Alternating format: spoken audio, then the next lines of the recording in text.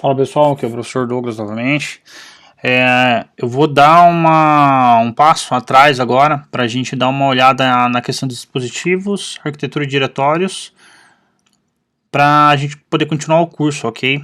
Porque não adiantava passar o que são dispositivos se a gente não consegue listar, não consegue identificar o que é ou como visualizar eles, ok? Então, lá na nossa página do GitHub, pastinha lá, curso de formação Linux Fundamentals. Ok, então e aqui temos o nosso arquivo. A gente vai começar a trabalhar nessa parte aqui, dispositivos no Linux, ok? Para vocês poderem acompanhar. Então, o que são esses dispositivos? Dispositivos são algo que temos que conhecer. Por quê? Senão a gente vai acabar se perdendo nas configurações. Então, o que seria? Então, um dispositivo é todo componente de hardware e do sistema operacional. Um dispositivo é algo especial que é compartilhado com o kernel, ou seja, um exemplo de dispositivo são as impressoras, CD-ROMs, modems, portas de mouse, porta para o teclado, HDs, etc. Então, no Linux, os dispositivos físicos são tratados como arquivos. Esses arquivos são um tipo especial no sistema de arquivos, se encontra no diretório /dev, certo? Então, o que a gente tem? Para a gente listar, ls, então ls-l /dev. Então, tudo que tem aqui dentro desse diretório /dev são dispositivos, ok? Então, dependendo da nomenclatura deles e o primeiro caractere, nota que agora a gente tem alguns caracteres diferentes, certo? Então, por exemplo, a gente tem alguns discos na máquina, certo? E olhem só, os meus discos eu sei que são esses daqui, ó. Então, o meu disco primeira partição, segunda partição e quinta partição, certo? E olha só, aqui a gente tem o CD-ROM, um mapeamento para ele, certo? Como que a gente vai fazer essa manipulação, certo? Então, se eu vim aqui na página e a gente olhar essa tabelinha, a gente tem o que, ó?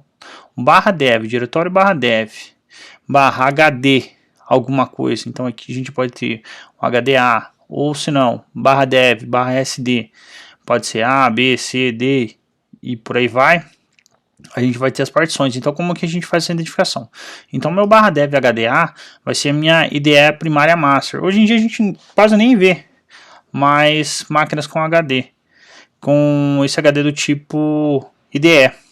Porém, se pegar um servidor muito antigo, alguma coisa que precisa da manutenção, os dispositivos vão ser um pouco diferente a nomenclatura.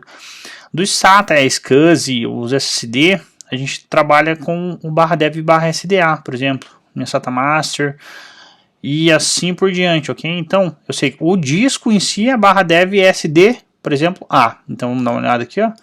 Eu tenho meu disco /dev, que é o diretório SDA. Então, aqui a gente tem um disco. Então, eu descobri que é o meu disco primário. A minha primeira partição, olha só, então, a primeira partição da SATA, a gente vai ter o que aqui? /dev SDA1. Então, essa aqui eu sei a minha primeira partição. A segunda partição desse disco vai ser essa daqui, o número 2. Então, /dev SDA2. Então, se eu digitar ls-l /dev SDA2, a gente tem aqui a nossa segunda partição. Então, essa aqui é a segunda partição do meu disco. Ok? Então, a gente pode ter vários.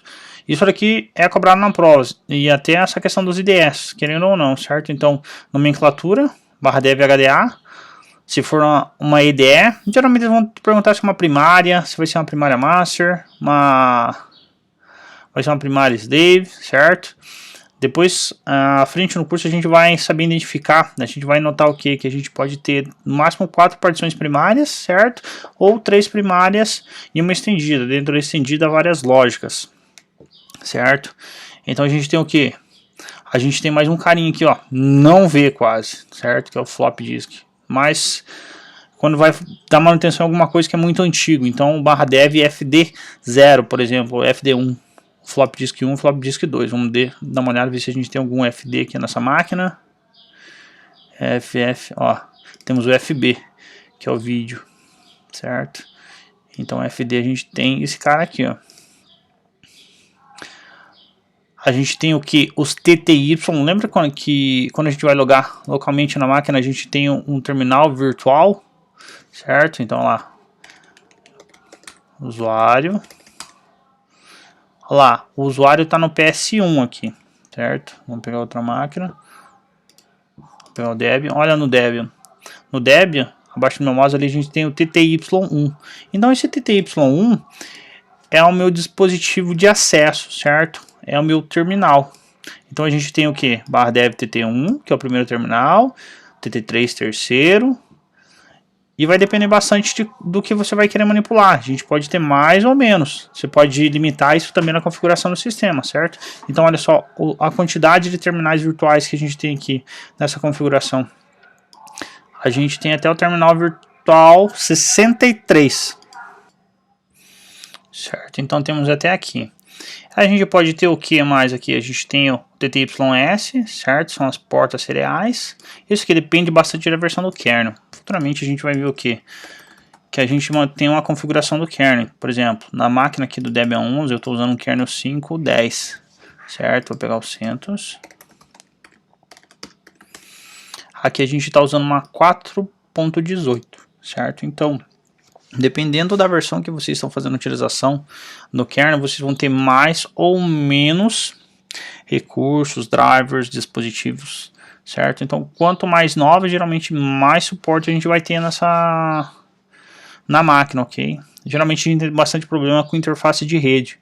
Então, sistemas operacionais antigos e hardwares novos. Isso daí dá muito problema, certo? Olha só, a gente tem o /dev LPX, que a gente pode ter ali o LPT1, por exemplo, que vai ser uma porta X, a porta da impressora, certo? A gente tem esse PLIPX, dispositivo a conexão de cabo paralelo, bem raro de conseguir achar hoje em dia. /dev console, certo? Um dispositivo especial, que são os consoles, terminais não gráficos.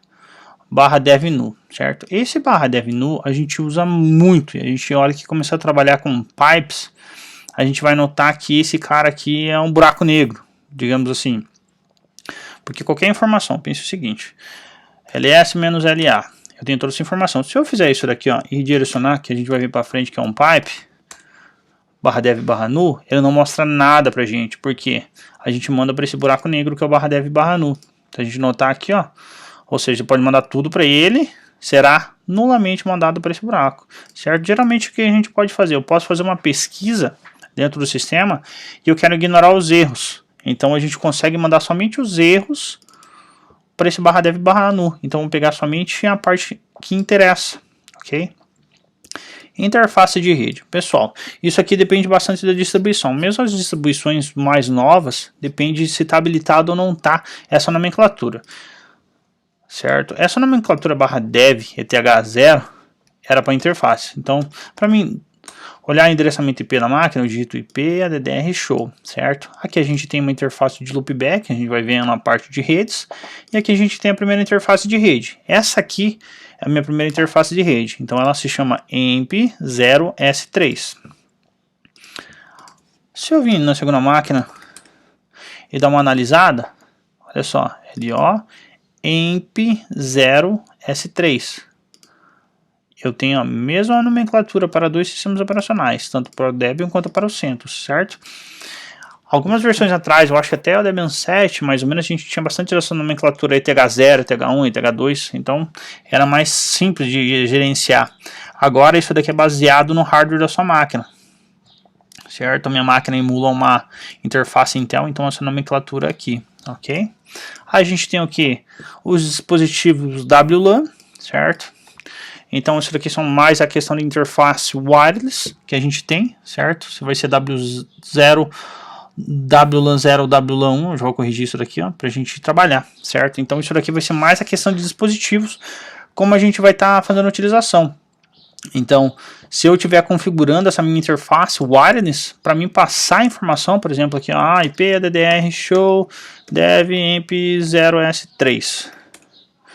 Então, olha só, aqui eu consigo passar a informação que eu quero que me mostre as informações somente de uma interface. Então, no caso, se eu tivesse uma interface WLAN aqui, uma wireless, ela ia aparecer como WLAN 0, WLAN 1 e assim por diante. Mesmo as WLAN que são via USB, ok?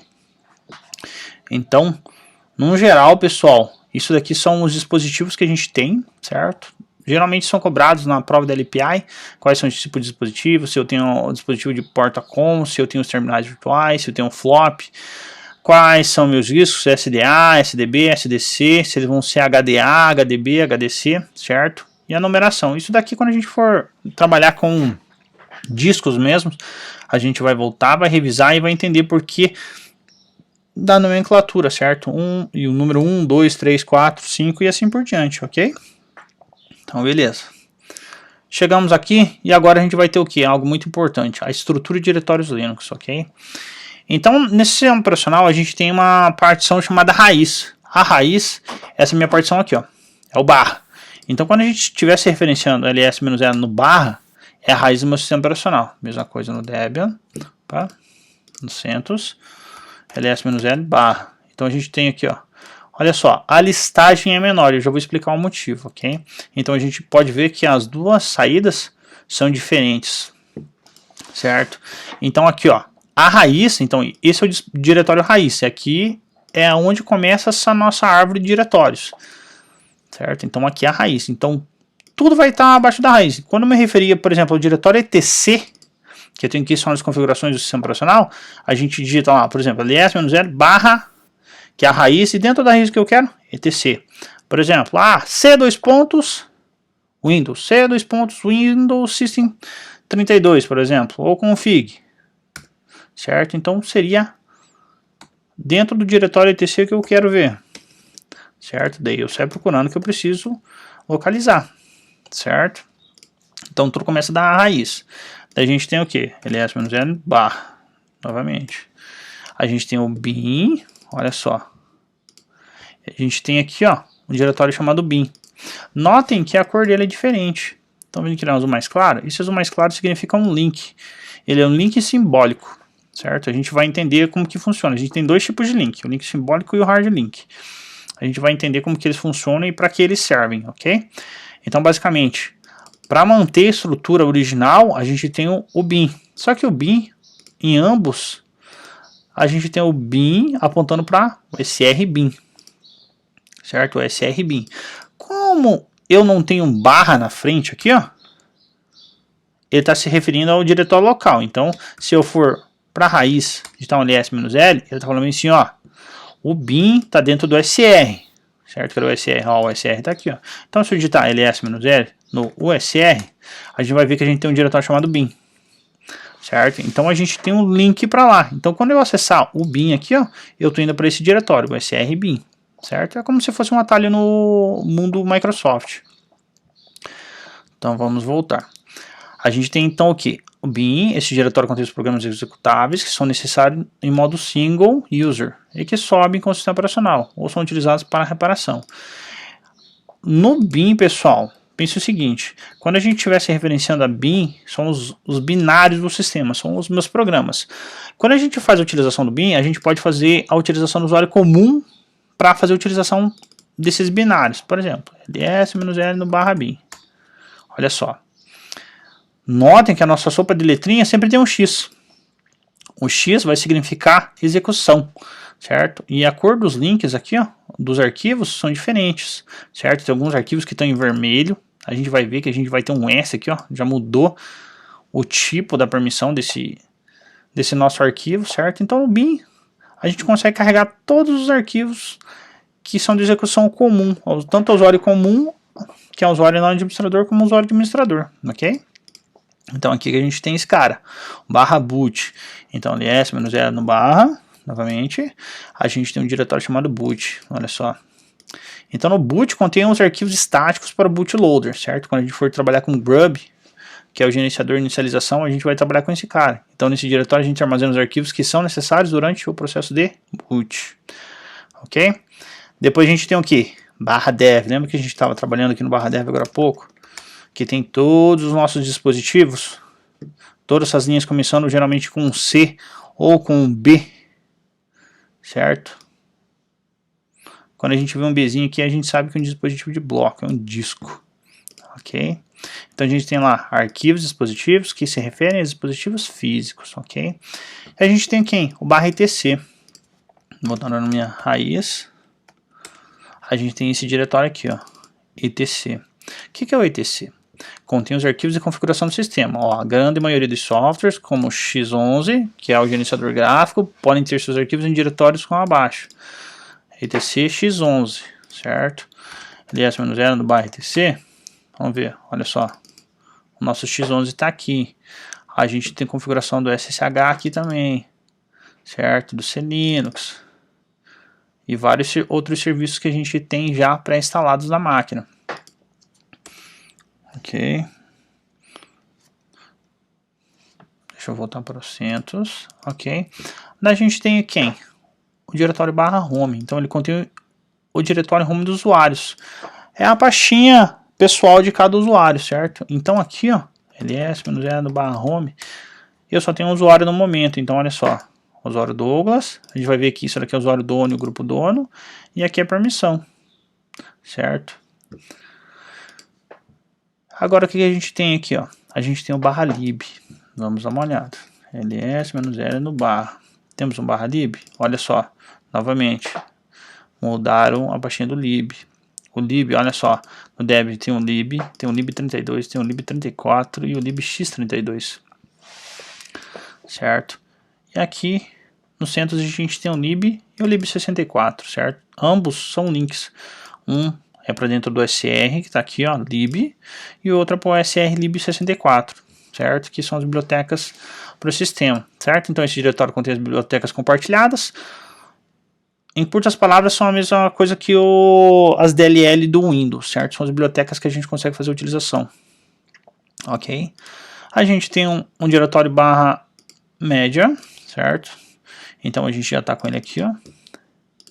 A gente está com ele aqui, certo?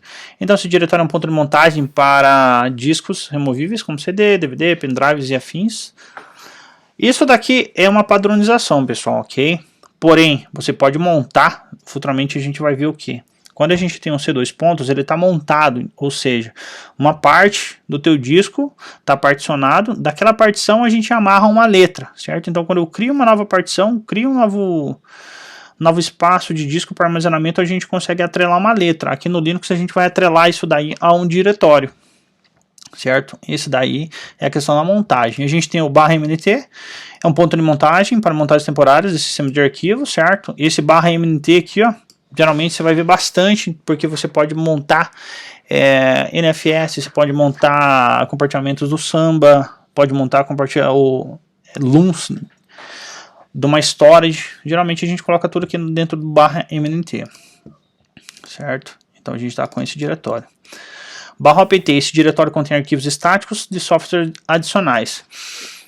Geralmente, quando a gente faz instalação de algum pacote que vem aqui para dentro do barra OPT, a pessoa já quer estar meio que isolando, ela já não quer deixar no padrão lá, arquivos de configuração no barra etc, bibliotecas no barra lib. Geralmente ela cria sua própria estrutura de diretórios dentro do barra OPT. Seria barra opt etc, meu software, barra opt var meu software para colocar os logs e assim vai, ok? Aqui a gente tem o barra proc, então isso daqui é o ponto de montagem para o sistema de arquivos proc, que provê informações sobre processos que estão rodando no kernel, certo? Para mais informações, a gente consegue executar o que? Man espaço 5 proc, certo? Então isso daqui, ó, Process Information Pseudo File System, certo?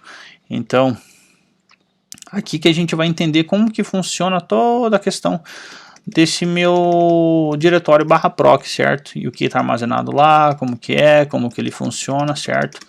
É bem extensa essa documentação, ok? A gente tem lá barra proc, sys, barra net, ipv4, ip underline forward.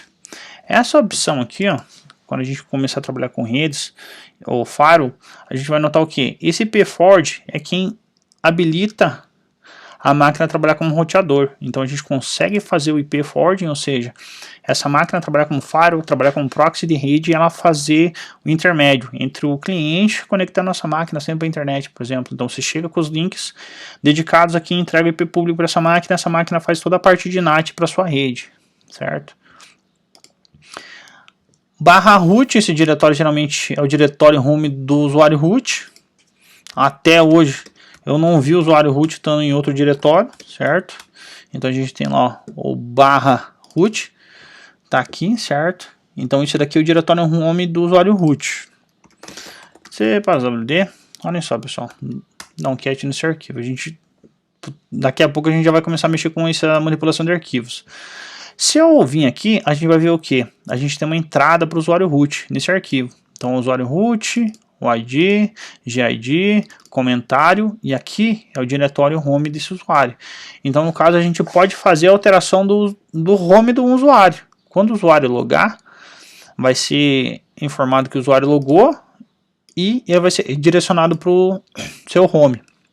Nesse caso aqui do root, é o barra root. Ó, no caso do usuário Douglas, é barra home barra Douglas, certo?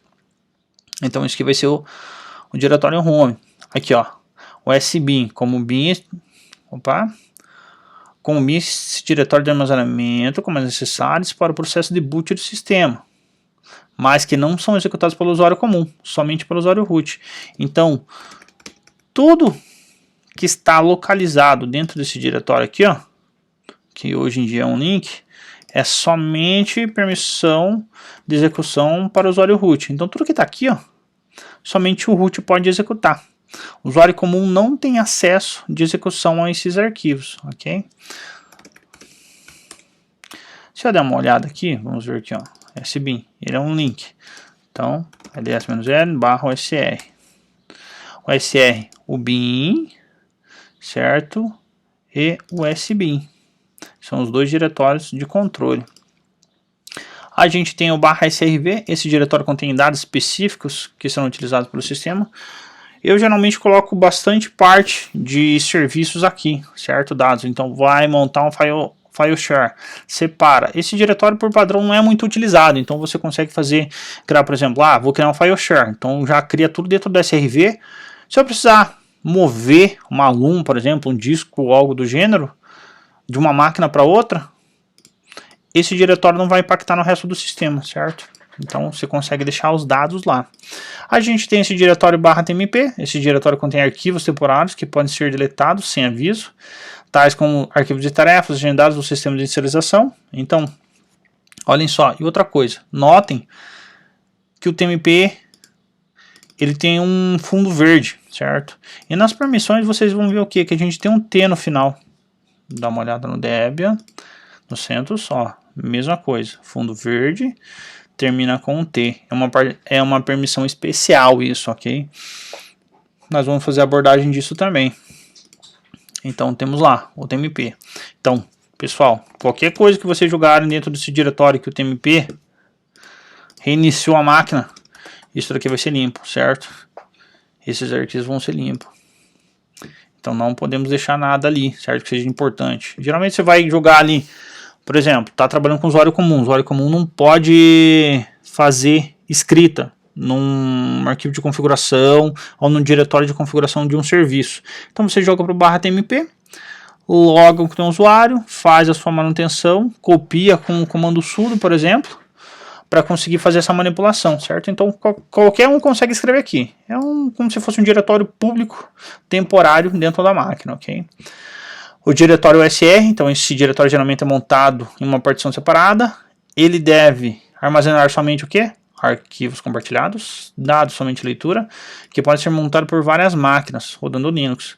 Isso aqui a gente usava bastante como boot remoto, certo? Então dentro do /OSR, a gente tem muita informação que a gente vai trabalhar aqui. A gente tem o SR Share, por exemplo. Aqui são os arquivos de configuração que a gente tem, por exemplo, SR Share, SSH, vamos ver se a gente tem alguma coisa. Temos o systemd, certo? Então aqui a gente tem o que? Configurações do keyboard, que a gente pode trabalhar, e fallback de idioma, certo? Então aqui a gente tem bastante configuração. Por exemplo, SR Share Doc. Aqui a gente tem as documentações dos programas, por exemplo. Vou chamar configuração do sudo, olha só. Aqui a gente tem as contribuições, alguns exemplos de configuração, histórico, news, readme, como se fosse um repositório local somente de documentações, ok? E a gente tem esse diretório aqui, ó. Esse diretório dá bastante problema. Porque esse diretório contém arquivos variáveis, tais como spool de impressão, e-mail e arquivos de log. Isso aqui é o nosso maior problema, certo? Os arquivos de log, se você não tomar muito cuidado ou sair logando qualquer coisa para dentro desse diretório, ele pode explodir, certo? Então, ele pode matar a sua máquina. Então, geralmente, você vai separar aquele diretório. No nosso caso, como a gente fez uma instalação simples, está tudo dentro dessa raiz. Então, a gente não precisa se preocupar, certo? Começar o laboratório, a gente pode voltar um snapshot. Porém, num ambiente produtivo, você vai fazer a divisão estratégica de como que vai ser a configuração, aonde vão estar armazenados os dados, os logs. Geralmente logs você pode separar. Então, por exemplo, você pode criar uma partição somente para armazenar os logs. Então esse /var log pode ser uma partição do disco ou um disco inteiro, depende do caso, certo? Ou esses dados podem ser manipulados aqui e tem uma tarefa, por exemplo, que pode mandar para um S3, certo? Ou uma história de account dentro da Azure. Depende bastante do caso, certo? Então, essa daqui, pessoal, é a nossa estrutura de diretórios até o momento, certo? E agora o que? Vamos dar uma comparada. ls-l, ls-l no bar, certo? Então, nós temos o que? Os diretórios, esse aqui foi o diretório que a gente criou, de teste, /bin, boot, dev, etc home. Aqui, ó, esses arquivos são os arquivos de inicialização. A gente vai ver que esses caras são utilizados para dar o boot no sistema. Aqui são somente as bibliotecas, certo? Quando o sistema de arquivo tem algum problema aí, a gente faz um FSCK para fazer checagem do sistema de arquivos. Quando ele acha um arquivo que foi danificado ou teve problema, ele joga dentro dessa pastinha aqui, Lost and Found, ok? Então, cada partição tem uma pastinha dessa, certo? Uma partição, uma divisão lógica do disco. Não cada pasta vai ter um subdiretório com esse nome, ok? Vamos ver se temos mais alguma coisa diferente. Aqui, links novamente. Aqui são os links para o kernel, certo? Aqui são as dois links que a gente tem apontando para o mesmo arquivo. Notem que a flechinha aqui, ó, aponta para o mesmo arquivo. Então, quando tem uma flechinha, a gente sabe que é um link. Flechinha, um link. Notem que aqui a gente não tem aqueles links, certo? Algumas diferenças entre distribuições, certo? Então, beleza. Chegamos até essa parte, agora vamos para uma parte muito importante para a gente continuar a nossa aula. Tipos de arquivos, certo? Então, a gente tem vários tipos de arquivos que a gente consegue encontrar dentro do sistema operacional Linux, ok? Então, a gente tem o quê? A gente tem os diretórios, que são arquivos que permitem o armazenamento de outros arquivos em formato de árvore, ok? São diretórios, uma pasta. Dentro da pasta pode ter subpastas e arquivos, certo? Seria aqui o nosso diretório. Arquivos comuns são arquivos gerais de sistemas, tais como arquivo de texto, imagem, entre outros. Então, pronto, aqui fica mais fácil, /etc. Quando eu falo em arquivo comum, pessoal, quando vocês digitarem ls-l no diretório, o arquivo comum sempre começa com um tracinho, certo? Se for um diretório, ele vai começar com a letra D. Se tiver o color habilitado no ls, ele vai estar em azul geralmente. Ou se você mudar seu tema do shell, ele pode estar diferente, ok? Mas basicamente são isso aqui, ó. Então, diretório, azulzinho, certo? O arquivo comum é um traço, ok? A gente tem quem? Links. São arquivos que são utilizados para permitir que um determinado arquivo fique disponível ou visível em vários locais do sistema. Link é como se criar um atalho no sistema, ok? Então, seria como se fosse a criação de um atalho no sistema Microsoft, ok? A gente tem sockets, muito utilizado. Em alguns casos, você não quer disponibilizar uma porta para trabalho, por exemplo, a porta 80, que é no servidor HTTP. Porta 443 ou HTTPS. Só que eu não quero disponibilizar, é somente para trabalho interno. Por exemplo, eu estou fazendo uma chamada de uma API. Então, tem uma front-end chama o back-end, só que eu não quero fazer chamada via a porta. Então, a gente faz trabalho com sockets só. Então, são arquivos utilizados para comunicação entre processos executados no SO.